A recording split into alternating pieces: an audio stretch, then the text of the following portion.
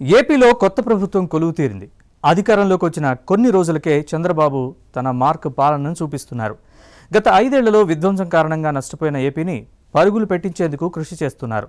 జగన్ హయాంలో గాడి తప్పిన పాలనను చక్కదిద్దుతున్నారు.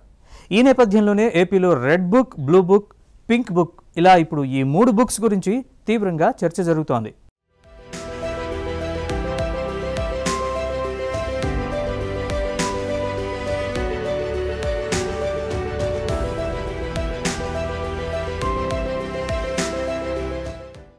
ఏపీ ఎన్నికలకు ముందు రెడ్ బుక్ సంచలనం సృష్టించింది. వైసీపీ హయాంలో టీడీపీ కార్యకర్తల్ని వేధించిన వారి పేర్లను నారా లోకేష్ రెడ్ బుక్లో రాసుకున్నారు. తాము ప్రతిపక్షంలో ఉన్న సమయంలో అక్రమ కేసులు పెట్టిన పోలీసులు, టీడీపీ నేతల్ని హింసించిన వైసీపీ నేతలు, వారి అనుచరులు ఇలా ప్రతి ఒక్కరి పేరును లోకేష్ రెడ్ బుక్లో రాశానని అన్నారు.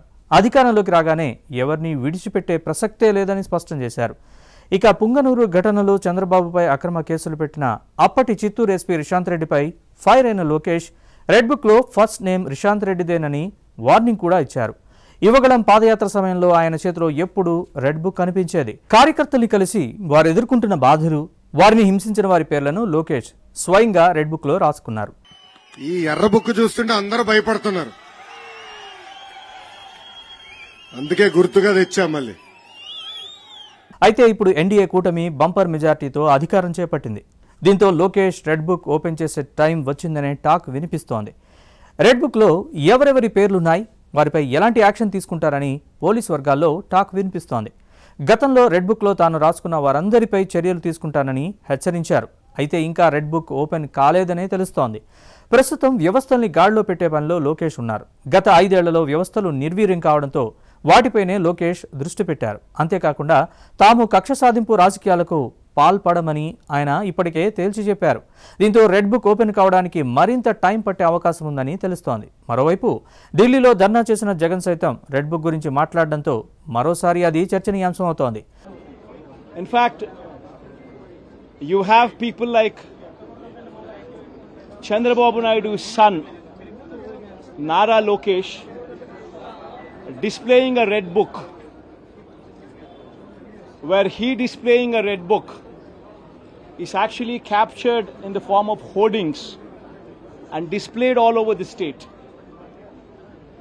And the contents in this red book are a list of officials, a list of politicians on whom they intend to take action, on whom they intend to assault. And this kind of hoardings, starting off with Chandrababu Naidu's son, blatantly being displayed all over the state in Andhra Pradesh. ఇక Lokesh red బుక్లో రాసుకుంటే అధికారంలోకి వచ్చిన చంద్రబాబు పాలనను గాడిలో పెట్టేందుకు blue బుక్ని ఉపయోగిస్తున్నారు. వాస్తవానికి ఏపీలో తొలి ప్రభుత్వం ఏర్పాటైనప్పటి నుంచి విడుదలైన జీవోలు సహా అన్ని వివరాలని ఆ బుక్లోనే పొందుపరుస్తారు. గవర్నర్ నుంచి ప్రజాప్రతినిధులందరికీ ఇచ్చే ప్రోటోకాల్ వివరాలు సైతం బ్లూ బుక్లోనే ఉంటాయి. ప్రభుత్వం తీసుకునే నిర్ణయాలు, విడుదల చేసిన జీవోలు అన్నిటినీ ఈ బ్లూ బుక్లో నమోదు చేస్తారు. అయితే దీన్ని రూల్ బుక్గా కూడా పరిగణించవచ్చు. ఇక ఇందులో ఏమైనా మార్పులు చేయాలంటే మాత్రం ఖచ్చితంగా కేబినెట్ ఆమోదం తెలపాల్సి ఉంటుంది. దీంతో చంద్రబాబు ప్రస్తుతం ఈ బుక్పై దృష్టి పెట్టినట్టు తెలుస్తోంది. గత పాలనలో విడుదలైన జీవోలు, ప్రోటోకాల్ వివరాలను తెలుసుకుంటున్నారు. అందులో ఏదైనా అక్రమాలు జరిగాయా, అసలు ఆ సమయంలో బ్లూ బుక్ని సరిగ్గా ఉపయోగించారా లేదా అనే దానిపై ఆయన ఆరా తీస్తున్నట్లుగా తెలుస్తోంది. ఇక తమ ప్రభుత్వం చాలా నిష్పక్షపాతంగా కక్షపూరిత చర్యలకు పాల్పడదని చంద్రబాబు పదే పదే స్పష్టం చేస్తున్నారు.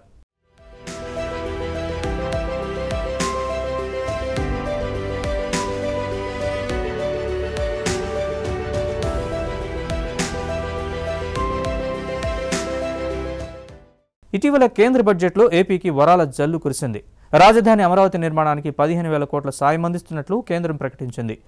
ఏపీ పునర్విభజన చట్టం మేరకు ఏపీకి తాము అండగా ఉంటామని, పోలవరాన్ని వేగంగా పూర్తి చేసేందుకు కట్టుబడి ఉంటామని తెలిపింది. ఇక ఏపీకి రైల్వే సాయంపైన కేంద్రం కీలక ప్రకటన చేసింది. కేంద్ర బడ్జెట్లో రైల్వే కేటాయింపులు కూడా ఉన్నాయి. ఈ రైల్వే కేటాయింపులు ఏమిటన్నది పింక్ బుక్ వస్తే తప్ప తెలియదు. ప్రతి ఏటా రైల్వే బోర్డు ఈ పింక్ బుక్ని విడుదల చేస్తుంది. జోన్ల వారీగా, డివిజన్ల వారీగా కేటాయింపుల వివరాలు ఆ తర్వాత తెలుస్తాయి. అమరావతి రైల్వే లైన్కు సంబంధించి కేంద్ర ప్రభుత్వం 5 ఏళ్ల క్రితం గత టీడీపీ ప్రభుత్వ హయాంలో ప్రతిపాదన మేరకు బడ్జెట్లో పెట్టింది. 2016-17 ఆర్థిక సంవత్సరంలో అమరావతి నూతన రైల్వే లైన్కు సర్వే చేయించింది. ఆ తర్వాత బడ్జెట్ అంటే 2017-18 ఆర్థిక సంవత్సరంలో 2,800 కోట్ల వ్యయంతో అమరావతికి సింగిల్ లైన్ ప్రాజెక్ట్ని ప్రతిపాదించింది. ఈ ప్రాజెక్టుకు సంబంధించి చూస్తే అమరావతి నూతన రైల్వే మార్గంతో పాటు మరో 3 మార్గాల్ని చూపించింది.